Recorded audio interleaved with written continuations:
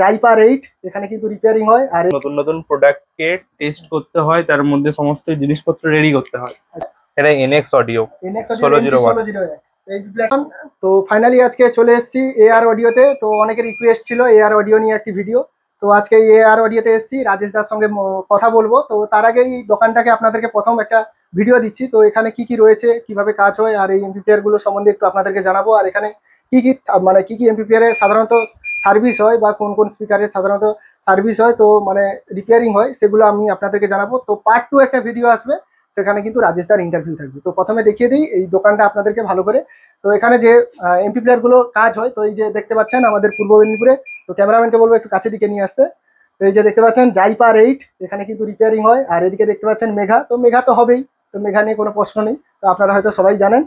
আর এদিকেও রয়েছে। তো বন্ধুরা এই যে দেখতে পাচ্ছেন এদিকে অনেক এমপি প্লেয়ার রয়েছে। রাজেশ দাকে বলবো একটু এই এমপি প্লেয়ার গুলোর কাজ একটু বলে দিলে খুব ভালো হয়। ওগুলো জাস্ট নতুন কিছু কিছু, এগুলো হচ্ছে যে শুধু রিপেয়ারিং এর জন্য নয়, অনেক কিছু নতুন নতুন প্রোডাক্টকে টেস্ট করতে হয়, তার মধ্যে সমস্ত জিনিসপত্র রেডি করতে হয়, তখন এগুলো লাগে। ঠিক আছে, এখানে ফাংশন জেনারেটর আছে, অক্সিলোস্কোপ আছে, মানে ভোল্টেজ রেগুলেটর আছে, মাল্টিমিটার আছে। আচ্ছা আচ্ছা, এটা মিক্সার, এটা তো মিক্সার। এটা এটা এটা মানে তোমার পাওয়ার সাপ্লাই।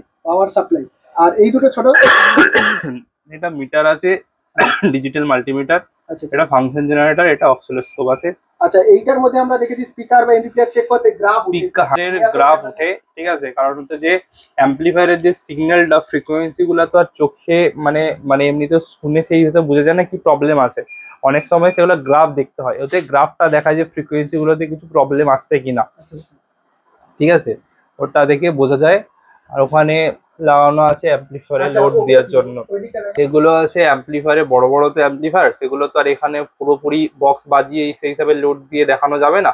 মানে সেই জন্য রেজিস্টিভ লোড লাগিয়ে গোটা গোটা অ্যাম্পলিফায়ারটা, মানে যত ওয়াটের অ্যাম্পলিফায়ার সেটাকে চেক করা হয় যে অ্যাকচুয়াল ঠিকঠাক ওয়ার্কিং হচ্ছে কিনা। আচ্ছা, ওইগুলো হচ্ছে লোড দেওয়ার জন্যই, লোড দেওয়ার জন্য অ্যাম্পলিফায়ার বোঝা যাবে যে অ্যাম্পলিফায়ার ঠিকঠাক ওয়ার্ক করছে কিনা।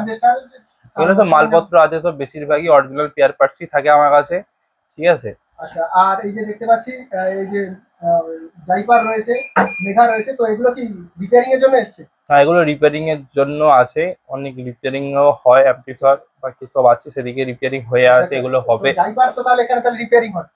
জাইফার রিপেয়ারিং হয়, কিন্তু জাইফার সেরকম ভাবে আমি রিপেয়ারিং করি না, এটা একজন দিয়ে গেছে, রেডি করে দিতেই হবে সেই জন্য। বাট জাইফারের সমস্যা আছে, জাইফারে হচ্ছে যে পার্টস এর জন্য ওয়েট করতে হয়, পার্টস আসবে তারপর হবে একদম। মানে পুরো যে পার্টস আমার কাছে যেমন অন্যান্য কোম্পানি যেমন রেডি আছে, জাইফারের ক্ষেত্রে সেটা নয়, সেজন্য টাইম লাগে জাইফারে, সেজন্য চট করে আমি জাইফার নিই না। এটা যেমন রেডি হবে, পার্টস এসে গেছে। আর এদিকে একটা এমপি প্লেয়ার দেখতে পাচ্ছি, এটা হচ্ছে কি রয়েছে? এটা এনএক্স অডিও 1601। এই প্লেয়ারটা দেখাও ভালো করে। এই যে দেখতে পাচ্ছেন ক্যাপাসিটর রয়েছে। আর এটাও কি রিপেয়ারিং এর জন্য এসেছে? এটা রিপেয়ারিং এর জন্য আসছে, রিপেয়ারিং হয়ে গেছে, রেডি করে চেক হবে, সঙ্গে সঙ্গে রিপেয়ারিং হয়ে যায়। এবার যদি যদি তখন যদি অন্য কাজে থাকি তখন টাইম লাগবে। আচ্ছা, আপনার এখানে কি সমস্ত কোম্পানির মানে এমপ্লিফায়ার রিপেয়ারিং হয়? হ্যাঁ, অ্যাম্পলিফায়ার সমস্ত কোম্পানির রিপেয়ার হয়। আচ্ছা, ঠিক আছে। আর তো আপনার সঙ্গে যোগাযোগ করতে হলে আপনার নাম্বারে আর আপনাদের ঠিকানাটা একটু বলে দিলে খুব ভালো হয়। আমার ঠিকানা এটা হচ্ছে যে দাসপুর, পশ্চিম মেদিনীপুর।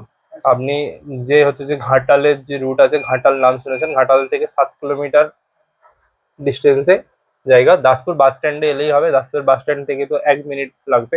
ঠিক আছে। তো যাই হোক, মোটামুটি দাদার সঙ্গে কথা বলছি, তো এত বলবো। এই যে দেখতে পাচ্ছেন নিচের দিকটা রয়েছে অনেক এদিকে। আর এদিকে দেখতে পাচ্ছি স্টুডিও ওয়ান এর 4K। না অ্যাকচুয়ালি না, ওটা রিপেয়ারিং এর জন্য না, ওটা স্যাম্পলিং এর জন্য একটা অ্যাম্পলিফায়ার এসেছে, এটা টেস্টিং চলছে। অ্যাম্পলিফায়ার নতুন রিলঞ্চ হবে। আর ভেতরের দিকে আরো গোডাউন রয়েছে, তো ভিতরের দিকে গোডাউন রয়েছে, সেগুলো কি দেখানো যাবে না? সিক্রেট সিক্রেট সব মালপত্র আছে, অনেক ছড়াছড়ি হয়। ঠিক আছে, তো পরবর্তীকালে অবশ্যই দেখানো যাবে। আর আমি আপনাদেরকে একটু দোকানটা দেখিয়ে দিই। তো তো বন্ধুরা এই যে দেখতে পাচ্ছেন এদিকে অনেক ট্রানজিস্টর রয়েছে, তো অনেক কাজের যে জিনিসপত্র সেগুলো। আর এদিকে কিন্তু মিটার এইসব রয়েছে। তো পরবর্তীকালে একটি ভিডিও আসবে যেখানে কিন্তু আপনারা সমস্ত কিছু দেখতে পাবেন। মানে এই যে রাজেশ দা কিভাবে এলো এই ফিল্ডে, মানে এই সাউন্ড লাইনে, তো কিভাবে মেঘা নিয়ে গল্প, অডিও পার্টস নিয়ে গল্প, আর রাজেশ দা T1 প্রোডাক্টকে কেন সাপোর্ট করে, এইরকম বেশ কিছু অজানা তথ্য নিয়ে পরবর্তীকালে পার্ট 2 ভিডিও আসবে। আর আপনারা অবশ্যই পার্ট 2 ভিডিওর জন্য কমেন্ট করে জানাবেন। সবাই ভালো থাকুন, সুস্থ থাকুন। তো পার্ট 2 ভিডিওর জন্য সবাই অপেক্ষা করতে থাকুন।